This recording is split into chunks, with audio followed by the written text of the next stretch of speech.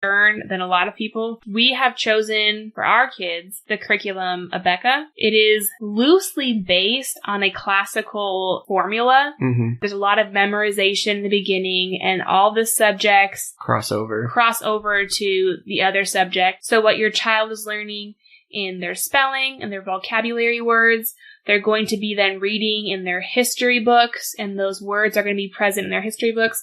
So all of the subjects cross over into each other, which basically reinforce what they're being taught. And this is very beneficial because it helps keep what they're learning at the forefront of their mind. They don't forget when they skip from subject to subject. There's lots of cohesiveness to the curriculum. It's very structured. You can get a teacher's guide, teacher's curriculum. There's solution keys, test keys, answer keys. It really is very simple for a parent. If you're starting out, this is your first year, you're nervous, you want to start off, and you don't want to forget anything, you don't want to overlook something, and you want your child to have a robust education, but you want it to be godly, we would recommend Abeka. And they do the bundles. Yep, you can if you want, you can buy a grade bundle on their website. It's a whole grade, every subject for the grade. Every subject, all of their workbooks, all of their test and quiz, keys, teacher, curriculum, teacher guide. I mean, everything is just bundled together. Flashcards, readers, everything is just put together in that grade. So you won't forget anything. And you can open up, like I said, to the teacher guide, and it will literally tell you, on this day, read this page to this page. Do this quiz on this day. And it's just, you follow the instructions. It's easy. Abeka has a hotline you can call. Which is awesome. Yeah. I didn't know about that until we started talking about this. That's really cool. So if you ever have a question, you just call in any time of the day. They will answer. They'll walk you through whatever issue you're having, and they'll explain it to you. They're super friendly and helpful. Yeah. And they'll work it out with you. Yeah. They have DVD classes too. Yeah, they have DVD classes. So when it gets to trickier subjects, or you're just not confident in a certain subject, you can buy, trigonometry on DVD, and your kids will be watching from Abeka's Academy in Pensacola, Florida. Your child will be watching a teacher teach that class to a schoolroom of students, and they'll be learning it as though they're sitting in a classroom. But it's still with your oversight in your home. And our kids have been thriving with Abeka. I come home and I'm super pleased and fascinated with all the things they're learning and how quickly they learn. How quickly Lila and Eddie have picked up reading and just taken off with it. It's a very remarkable, robust curriculum. Most kids that use Abeka will test out a grade level or two ahead every year. It is an advanced curriculum. So if you do want something, or you want to start your child off ahead of the curve, Abeka has been ranked #1 for decades. It is very robust. It's comprehensive, though. It's not like they're throwing your child in the deep end. They do walk through each step with your child. I will say, their Bible classes are dispensational. They're pretty dispensational. Yeah, you said you took Revelation in high school, and it was straight up dispensational. Yeah. I mean, probably first and second grade is very basic Bible stories. I don't think it's anything scary. It's not going to be heresy or anything. It's going to be very much basic children's Bible classes. But when they get older and they get into more doctrinal, theological things, it will be from a dispensational perspective. So we will supplement with something else. Yeah, we just found out that Louis Berkhof's Manual of Christian Doctrine, which is it's like a systematic theology, but very simplified, has a test book that goes along with it. And so I think it was actually geared for high school. Like junior high school. Yeah. And so it's short chapters, and then there's tests. So, I mean, if you want to give your kid a robust theological Bible class, I'd buy that. And it's not expensive at all. Yeah. But it teaches them all of doctrine. Yep. Basically everything a systematic theology has, but it's very pared down and catered to, junior high school. Yeah. I would say, depending on your child's maturity level and comprehension, possibly 6th, 7th grade, if you're going to be really overseeing it and working through with them, but definitely high school age would be really great. With that being said, we're getting kind of short on time, I think. Yeah. Let's just quick run through some practical tips here at the end. Okay. This is just from our personal experience. Once again, this will vary from child to child, home to home. But these are some things that have been very helpful for our family. First tip, be organized. have a schedule. I cannot emphasize this enough. If you start off your school year with zero organization, if your house is a crazy mess, no one knows where their school books are, you don't even know if you have a sharpened pencil in your home, let alone an eraser, it's going to be chaotic. Failure to plan is planning to fail. There you go. I'm just like Yoda over here. There you go. I'd have to say it like backwards though. Okay. But you would say that having structure like that does actually make it easier. Oh, for sure. Right? If, we have one set area in our home where the school books go, we have, one drawer for pencils, one drawer for rulers and for, whatever else, scissors, glue, whatever else we need. And then everything has its place. When you're done with your subject, you put it back on the shelf and you go get the next one. We don't just leave books out, strewn everywhere. It just is chaotic. And then when you're looking for something, you can't find it. Even for a schedule, we're not super rigid with our schedule, but for most days, we start at 8:30 and we're usually done at like 1 o'clock. Noon, somewhere in there, depending on how the day goes. And then there are days that are really hard and we don't get done until like 5 or 6 o'clock at night. That's happened, But knowing that we will do school Monday through Friday, we will start by 9 o'clock, and we won't end until our school day is finished. There are, of course, things that happen. Someone gets sick or something, but by and large, there is a schedule, there are expectations, there's organization, and that keeps the kids accountable, and it keeps me accountable. I can't just be lazy. Yeah, and kids thrive off structure. Absolutely. So, that's proven in so many different realms that kids thrive in structure and even discipline during days where not much school gets done, but there is a little more discipline. Those hard days. Yeah, those hard days. You're still teaching your kid that perseverance is really important.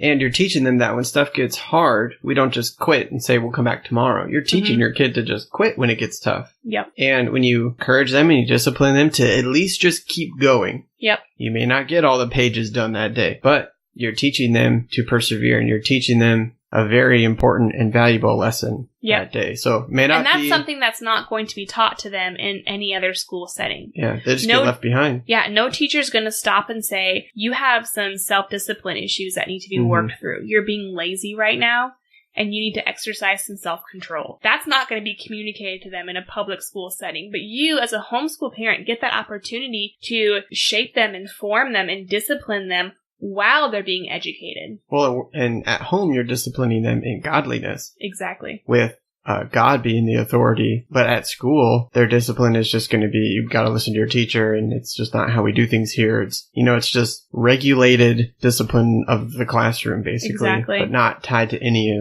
authority of God. Exactly. Another thing, very helpful, practical, just know your state's laws. What does your state require of you? Some states are different as far as they make you record how many hours a day that you're schooling your children. Other states require certain subjects. Some states make you test quarterly. Some states just make you test every couple of years. So you really have to know what your state's laws are. And that will help you feel confident and secure in your ability to homeschool your kids. So that would be something that I would encourage. Just know what's required of you by the state. Yeah, it's really helpful. Make education fun. Teach your kids that Mommy and Daddy love to learn. Mommy and Daddy love to read. And one of the reasons Mommy and Daddy love to read and podcast and do all these things is because we love to learn, because we love to know more about God. Education is fun. It shows us more deeply who God is. And so that's why you're learning how to read. That's why you're doing algebra. That's why you're doing all these things, because it points to who God is. And that's fun. That's exciting to understand who God is. And play games. When your child is struggling in a certain subject, figure out if you can take whatever their struggle is and make it into a game. So with our kids, spelling words. Learning how to spell certain words or certain vocabulary words that are tricky or something. We'll play a game. We'll play a game that we call chairs. And we set up chairs in a circle. And if you can spell the word right, then you can move on to the next seat.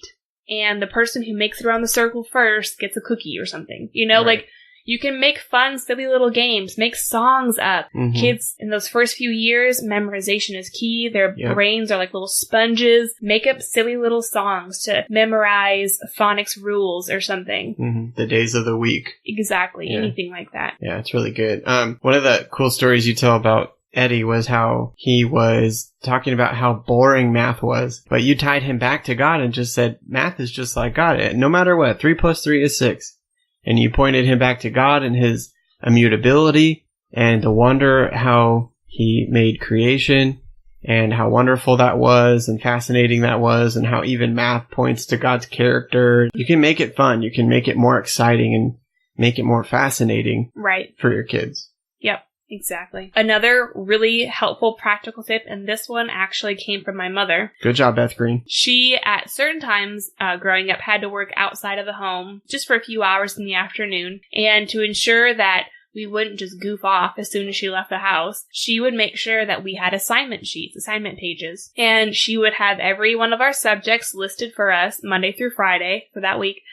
And alongside of each subject was what we had to do for that day. So on Monday in geography, we had to read from this page to this page and do our map, map 21 or whatever it was. And then we knew when she came home that evening, she would make sure that whatever she had assigned for us on that day should have been done, because if not, there was always a consequence. It was a way for her to be able to work outside of the home, or if she had something else going on, if she had to, work outside in the garden or something, that when she came in the house, we couldn't use the excuse of, well, I just didn't know what you wanted me to do. Assignment pages really are only beneficial and helpful if you have older kids. I'm not saying you give a 7-year-old an assignment page and say, go to town.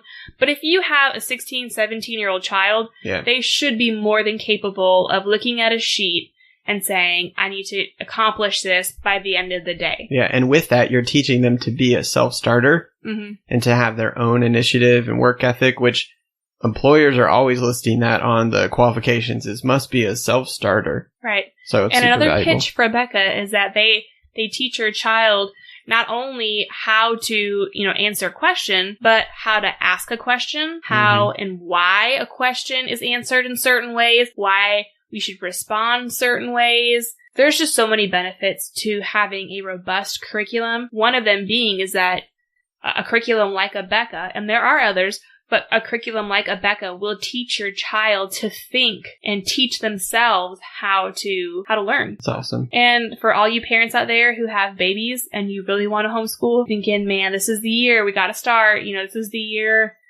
little Johnny is starting kindergarten and I'm super nervous. Listen, every parent feels nervous when they first start out. It's natural. Just remember, if you can recognize the letters of the alphabet and know how to count, you got this. No one is throwing you into 11th grade and making you do algebra Physics. 2. Yeah. You're starting out at square one, hopefully. And if you are, you got this. You're learning every single grade alongside of your child. So by the time you have to cross multiply, you will have already done, first, second, third grade. Take a breath. You teach one grade at a time and you will do this. Trust God with the education of your child and you will succeed. Pray. That's what I was going to say. A lot of people, this is just real scary, or it's just uncharted territory. Yep. Pray.